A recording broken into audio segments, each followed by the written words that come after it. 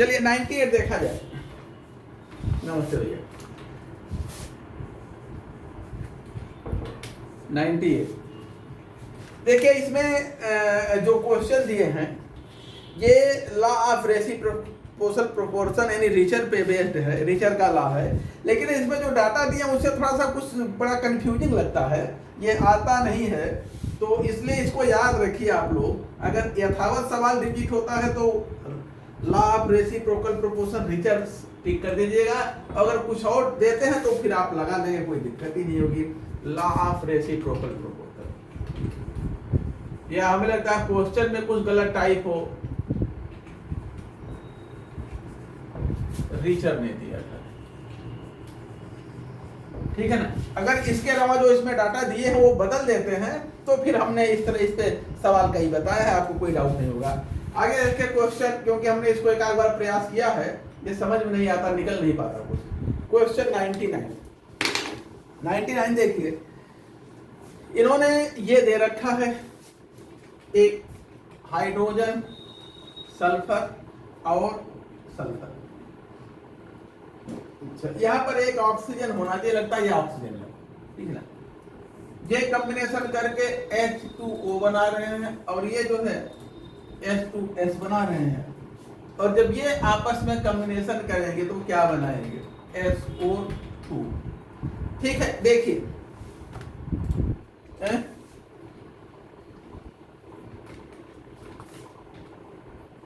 अब हमारे में H2S और H2, ठीक है ना।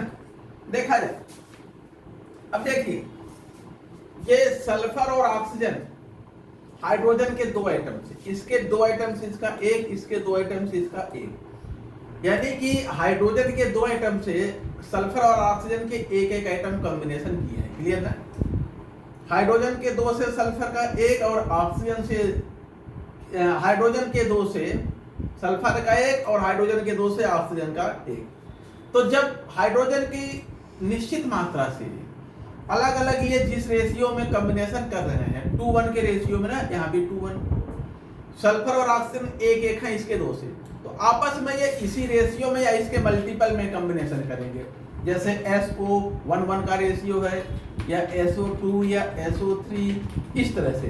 तो जब लॉ ऑफ रेसिप्रोकल प्रोपोर्शन क्या कहता है, जब दो तत्व किसी तीसरे तत्व से, कोई भी दो तत्व किसी तीसरे तत्व की निश्चित मात्रा से अलग अलग जिस अनुपात में संयोजन करते हैं, उसी अनुपात में अथवा उसके पूर्व गुणक में ये आपस में कॉम्बिनेशन करते हैं, या तो 1:1 में या 1:2, 1:3, इस तरह से लॉ ऑफ मल्टीपल प्रोपोर्शन को फॉलो करते हुए। तो यहाँ पर देखा जाए, एक तरफ ये दिए हैं, एक तरफ ये दिए हैं और एक तरफ ये दिए हैं, ठीक है ना। तो ये richer law of reciprocal proportion यही है। लॉ ऑफ रेसिप्रोकल प्रोपोर्शन यहाँ पर लागू होता है, लॉ ऑफ रेसिप्रोकल प्रोपोर्शन, ठीक ना। यानी कि जो ये है उसी वाला सवाल ये भी है, उसी टॉपिक पे भी सवाल है, रेसिप्रोकल प्रोपोर्शन। आगे देखते हैं क्वेश्चन 100।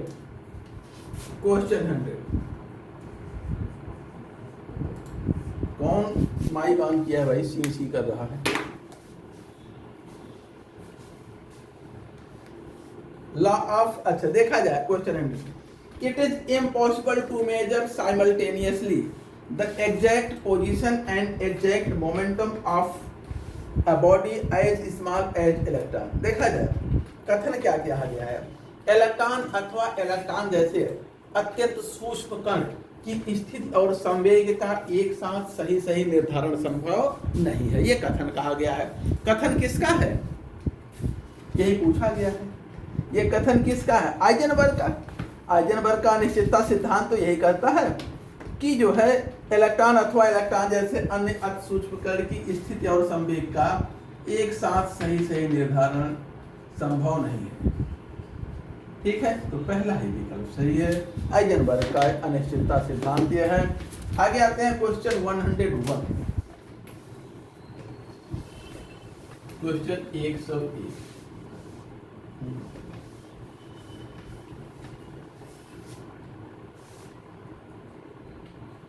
हाँ बोलिए। हाँ बोलिए, क्या उसमें? क्वेश्चन नंबर 100, क्वेश्चन नंबर 100 पढ़िए। क्वेश्चन नंबर 100 को पढ़िए। देखे आप लोगों ने हमारे कुछ अलग दे रखा है क्या यार? हमारे में क्वेश्चन नंबर 100 देखिए हमारे में क्या है। किसी गतिमान पिंड जैसे इलेक्ट्रॉन की एक साथ सटीक स्थित है वह सटीक संवेग, हाँ सटीक संवेग का निर्धारण संभव नहीं। हमारे में क्वेश्चन नंबर आइजनबर्ग का है एक को। अब क्वेश्चन नंबर 101 देखिए, 101 है, ठीक है ना। ये हमें लगता है क्रम कुछ बदला हुआ है। 101 देखिए, the formation of 5 oxides of nitrogen is an example of. Nitrogen जो है और ऑक्सीजन ये मिलकर के 5 ऑक्साइड बनाते हैं, N2O, NO, N2O3, NO2 और N2O5। इसमें नाइट्रोजन की निश्चित मात्रा और ऑक्सीजन की मात्रा देखेंगे। इसके 28 से इसका कितना है 16, इसके 14 से इसका 8, इसके 14 से इसका 8 गुणे 2, इसके जो है 14 से देखिए इसके 28 से इसका 48 है, इसके 14 से इसका 24 होगा, 8 गुणे 3, इसके 14 से इसका 8 गुणे 4, इसके 14 से इसका 8 गुणे 5। और देखिए जब दो तत्व परस्पर संयोजन करके 2 या 2 से अधिक यौगिक बनाते हैं तो उन यौगिकों में किसी एक तत्व की निश्चित मात्रा से दूसरे तत्व की जो मात्रा संयोग करती है वह किसी एक मात्रा का पूर्ण गुणक होता है, और ये लॉ ऑफ मल्टीपल प्रोपोर्शन है। लॉ ऑफ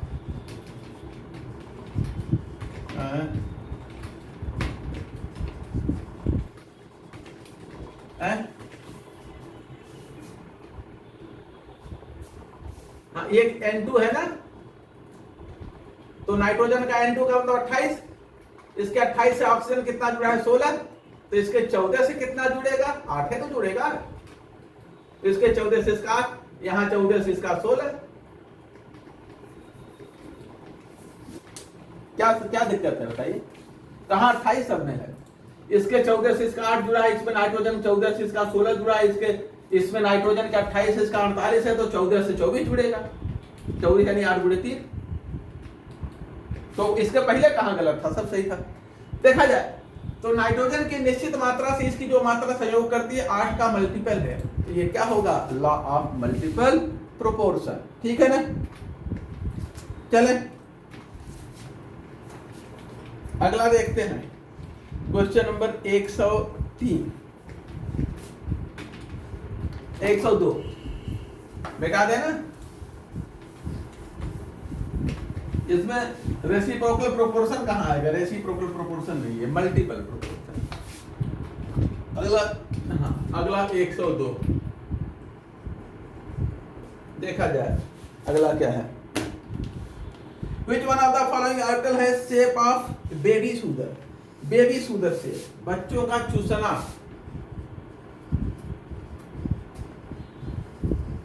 से बच्चों का चूसना, बच्चे ऐसे लेते थे ना मेले में, और इसको मुट्ठी में पकड़ के ऐसे चूसते रहते थे। तो बेबी सुगर शेप का मतलब एक लोब ऊपर है, एक लोब नीचे है, बीच में एक रिंग बना है। ये जेड ऑर्बिटल होता है dz², ठीक है ना। dz² बेबी सुगर शेप होता है, और dz² नोट कर लीजिए। बच्चों का चूसना, ठीक है ना, या झुनझुना कह ले, जो भी कह ले, बेबी सुगर शेप। अगला 103,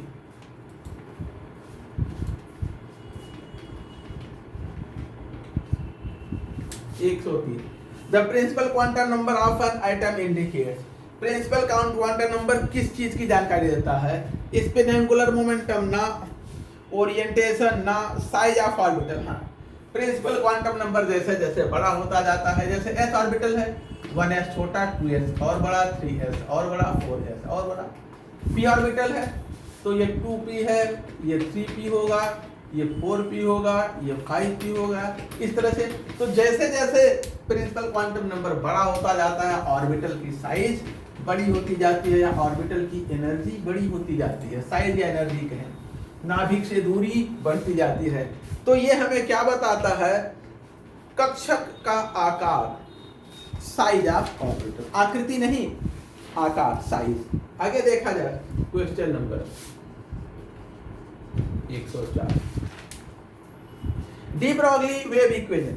अब ये हमें लगता है ये तो सभी को याद होगा, lambda equal to h upon m v, ठीक है ना। आगे देखते हैं अगला 105, 105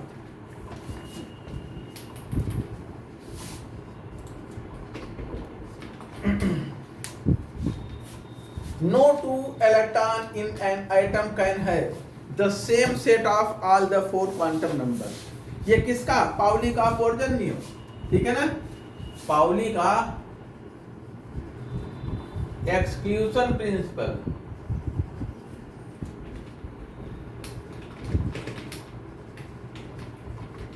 पाउली का अपवर्जन नियम, इनका नियम क्या कहता है, किसी भी परमाणु के दो इलेक्ट्रॉनों की चारों क्वांटम संख्याएं एक समान नहीं हो सकती। क्वेश्चन नंबर 106, देखा जाए angular momentum of an electron in is an integer multiple of, किसी इलेक्ट्रॉन का कोणीय संवेग h अपॉन 2 पाई अथवा उसका पूर्ण गुणक होता है h अपॉन 2 पाई और इट्स मल्टीपल, ठीक है ना। और दो क्रमागत कक्षाओं के कोणीय संवेग का अंतर इतना ही होता है, जैसे या तो h अपॉन 2 पाई होगा या 2h अपॉन 2 पाई होगा या 3h अपॉन 2 पाई होगा या 4h अपॉन 2 पाई, इस तरह से होता है। और इन दोनों का अंतर देखेंगे, इसमें से इसको हटाएंगे तो h अपॉन 2 पाई आएगा, इन दोनों का अंतर भी h अपॉन 2 पाई आएगा, इन दोनों का अंतर भी h अपॉन 2 पाई। तो ये भी पूछा गया है, आगे कहीं मिलेगा, दो क्रमागत कक्षाओं के कोणीय संवेग का अंतर हमेशा h अपॉन 2 पाई के बराबर होता है। अगला question number 107,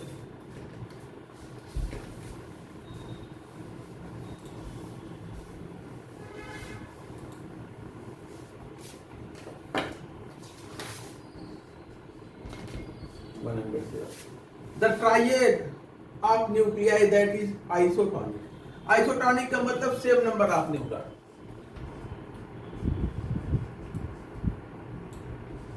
same number of neutron.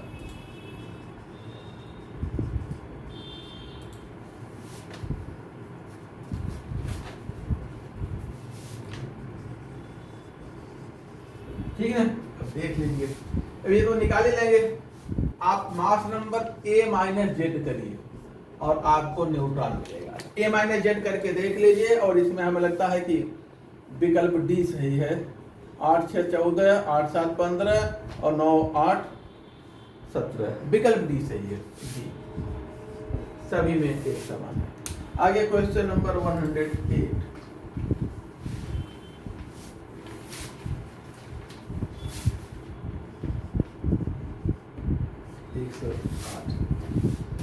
The mode of hybridization of carbon in CO। CO में कार्बन का हाइब्रिडाइजेशन देखा जाए,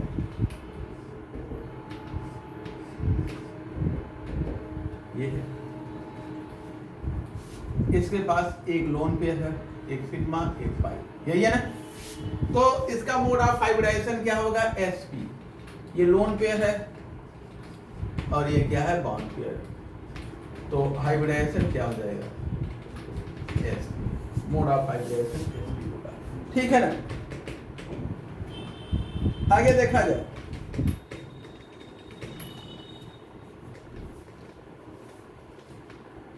क्वेश्चन नंबर 109,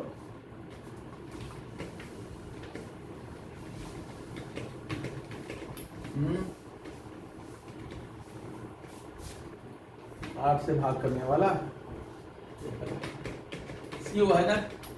कार्बन के वैलेंस शेल में 6 इलेक्ट्रॉन होता है, सॉरी 4 होता है, और ऑक्सीजन में 6 होता है, तो ये कितना हो गया, 10 हो गया, ठीक है।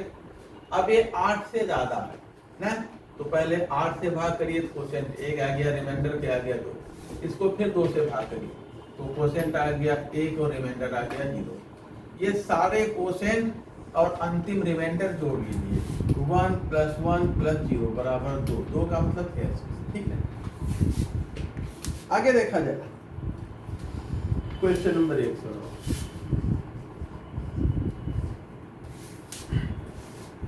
When alpha particles are sent through a thin foil of metal, most of them go straight forward through the foil. अगर जो है किसी पतली पन्नी पर अल्फा पार्टिकल, किसी धातु की पतली पन्नी पर अल्फा पार्टिकल की वर्षा की जाती है, तो ज्यादातर अल्फा पार्टिकल अपने रास्ते से सीधे निकल जाते हैं। इसका कारण क्या है? कारण यह है कि परमाणु के अंदर ढेर सारा रिक्त स्थान होता है ना। Most part of the atom is empty. विकल्प बी सही है, परमाणु के अंदर अधिकतम रिक्त स्थान होता है। ठीक ना, आगे आते हैं 110 पर।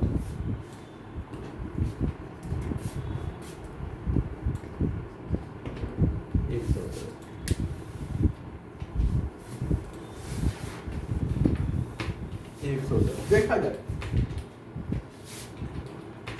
Structure of ammonia. अमोनिया की संरचना कैसी होती है?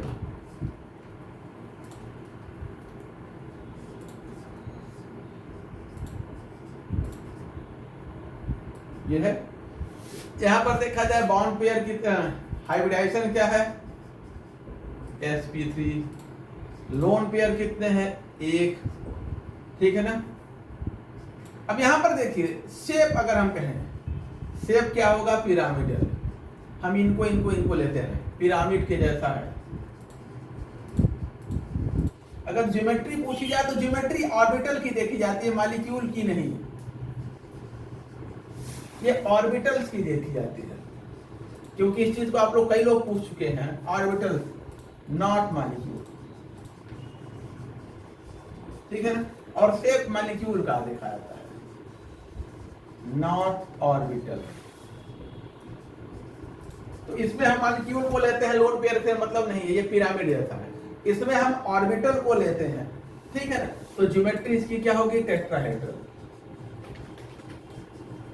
ऑर्बिटल की ज्योमेट्री क्या है? टेट्राहेड्रल। नाइट्रोजन पे 4 ऑर्बिटल है।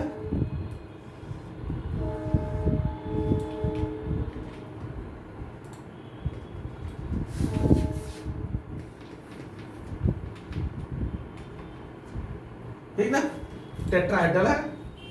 अब ये जब आपस में जुड़ते हैं, हाइड्रोजन से जुड़ते हैं, तो हाइड्रोजन से जुड़ करके ये जो है अब क्या बनाते हैं? मॉलिक्यूल बनाते हैं। तो ये कैसा हो गया? पिरामिडल। ये टेट्राहेड्रल है और ये कैसा है? पिरामिडल। ठीक है ना। तो ये ध्यान देंगे अक्सर आप हाँ, शेप क्या है, स्ट्रक्चर क्या है, दोनों एक ही। शेप और स्ट्रक्चर दोनों एक ही बात है। ठीक है ना। स्ट्रक्चर यानी इसकी संरचना या आकृति क्या है। ठीक है, उसकी संरचना, बनावट और आकृति एक ही आशय है, और ज्योमेट्री ऑर्बिटल की देखते हैं, मॉलिक्यूल की। ठीक ना। आगे देखते हैं अब क्वेश्चन नंबर 111। हाइब्रिडाइजेशन इन SO। SO में हाइब्रिडाइजेशन क्या है? Sulphur monoxide. देखिए सल्फर में कितने इलेक्ट्रॉन होते हैं? 6। और ऑक्सीजन में भी 6, 12 हो गए। 12 को 8 से भाग करिए तो क्वेश्चन क्या गया? 1, रिमाइंडर क्या आ गया? 4। 8 है कम, 8 और 4 12। 2 से भाग करिए तो 2 दूनिया 4 और रिमाइंडर 0। तो इनको जोड़ लीजिए तो क्या आ गया? 1 + 2 + 0 यानी कि 3 का मतलब sp2। तो इसमें हाइब्रिडाइजेशन क्या है? sp2 है। सल्फर का हाइब्रिडाइजेशन SO2 में sp। ठीक है। नेक्स्ट जो है क्वेश्चन नंबर 112।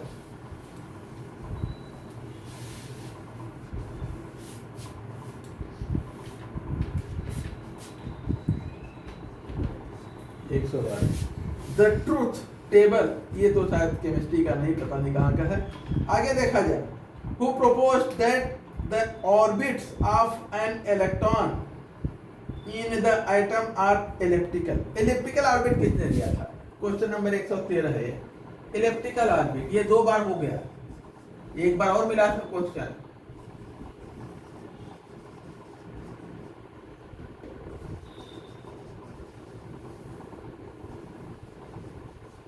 ठीक है ना 132। आगे देखा जाए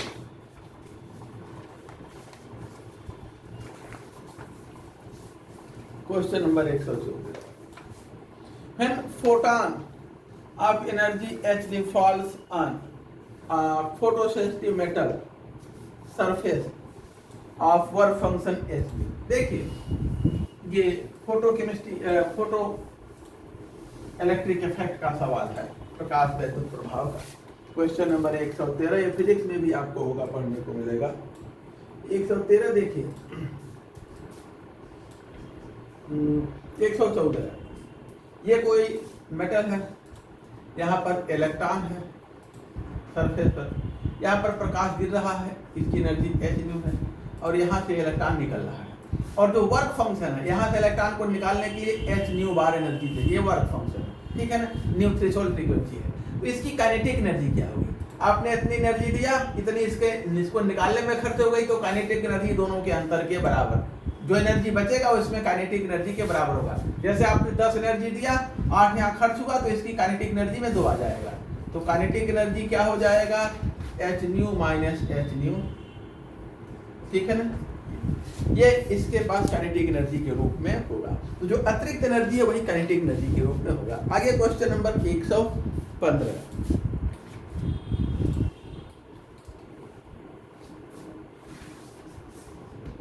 पहला विकल्प सही है। Which of the following is a semiconductor? तो सिलिकॉन यहाँ पे सेमीकंडक्टर, सिलिकॉन है, जर्मेनियम है, ये सब सेमीकंडक्टर होते हैं, अर्धचालक होते हैं। आगे क्वेश्चन नंबर 116।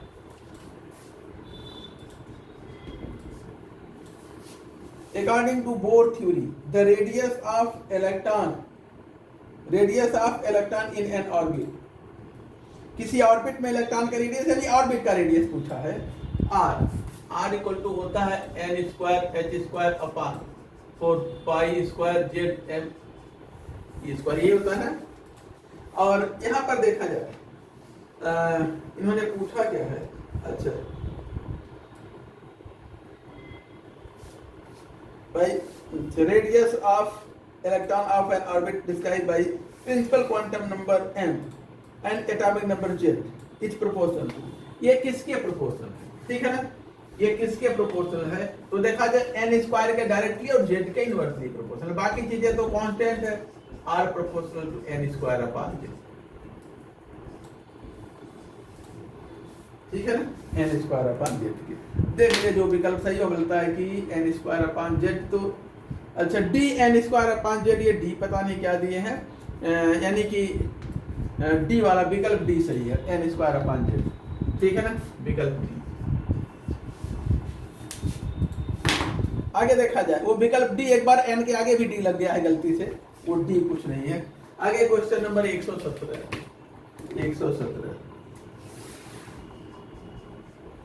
देखा जाए, ये कुछ रिएक्शन दिए हुए हैं, कोई आइटम x है, इसका z और आगे जो है ये y a बन रहा है और यहाँ z+1 बन रहा है। एटॉमिक नंबर 1 बढ़ गया, इसका मतलब यहाँ से क्या निकला है? बीटा पार्टिकल माइनस बीटा, ठीक है ना। एटॉमिक नंबर बढ़ता है और द्रव्यमान संख्या में कोई परिवर्तन नहीं। फिर ये मिल गया कि a-4 और z-1, यहाँ से अल्फा निकला तो यहाँ 4 घट गया, यहाँ से 4 घटा और यहाँ से 2 घटा, तो ये z-1 हो गया, ठीक है ना, अल्फा निकला है। आगे फिर जो है आ गया, फिर क्या हुआ है कि k में a-4 ही है और z-1 ही बचा है, यानी गामा रेंज निकला। गामा रेंज निकलने से कहीं पे कोई परिवर्तन नहीं होता है। तो बीटा अल्फा गामा एक क्रम पूछे हैं, क्रम बीटा अल्फा गामा, ये विकल्प बी सही है, ठीक ना, बीटा अल्फा। आगे क्वेश्चन नंबर 118।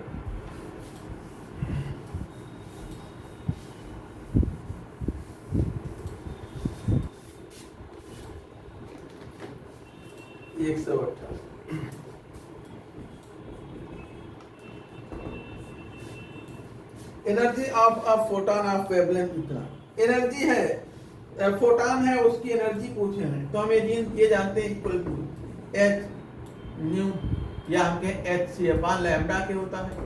एच की वैल्यू दे रखे हैं, सी की वैल्यू दे रखे हैं।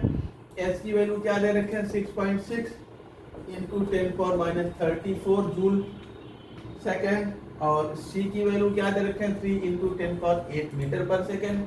लैम्डा की वैल्यू दिए हैं एंगस्ट्रॉम में दिए हैं, इसी को मीटर में आपको बदल देना है, ठीक है ना। 300 एंगस्ट्रॉम 3300 एंगस्ट्रॉम, ठीक है। एक एंगस्ट्रॉम 10⁻10 मीटर के बराबर होता है, इसी की जगह आप 10⁻10 मीटर कर लीजिए, ठीक है ना। और अब जो है एंगस्ट्रॉम हटा के 10⁻10 मीटर, और अब सॉल्व कर लिए, जो भी रिजल्ट आएगा वो सही होगा। आगे देखते हैं question number 119।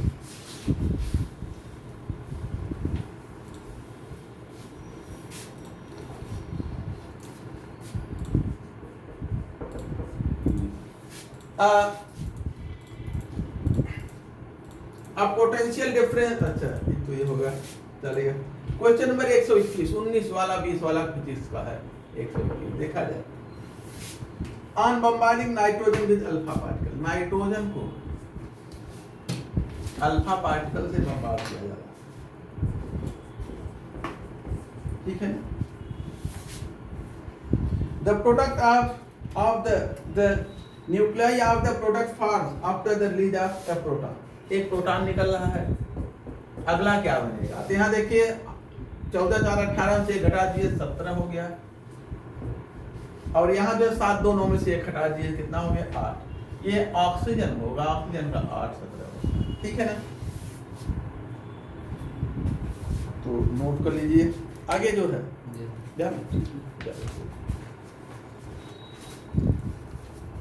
Question number 122, Which one of the following is an artificial fuel? Artificial fuel plutonium 239 हमने बताया था, ये इस बार आ चुका है।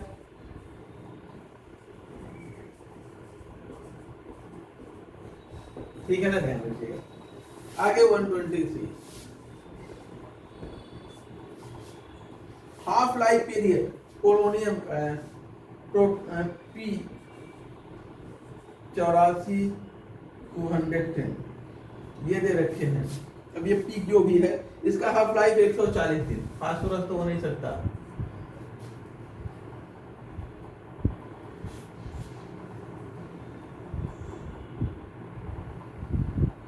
और इसका 1 gram in how many days 1 gram of this isotope reduce to, अच्छा 1 ग्राम इसका शुरू में लिए हैं, और कितने समय में ये कितना हो जाएगा 0.25 ग्राम। तो देखा जाए ये 140 दिन में 0.5 ग्राम बचेगा, अगले 140 दिन में 0.25 ग्राम बचेगा। तो 14 14 28 280 डेज, ठीक ना। आगे देखा जाए गामा रेस आर 124, गामा किरणें क्या है।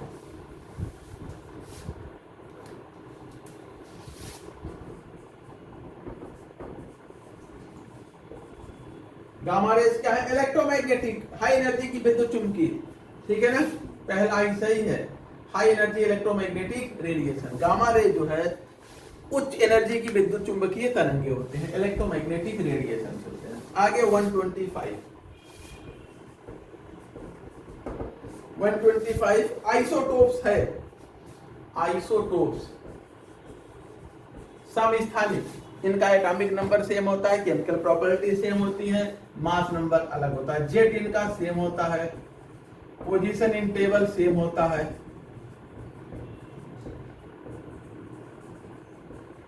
आइसोटोन है, आइसोटोप नहीं है, तो आइसोटोन में अच्छा है, अगर आइसोटोन है तो सेम नंबर ऑफ न्यूट्रॉन,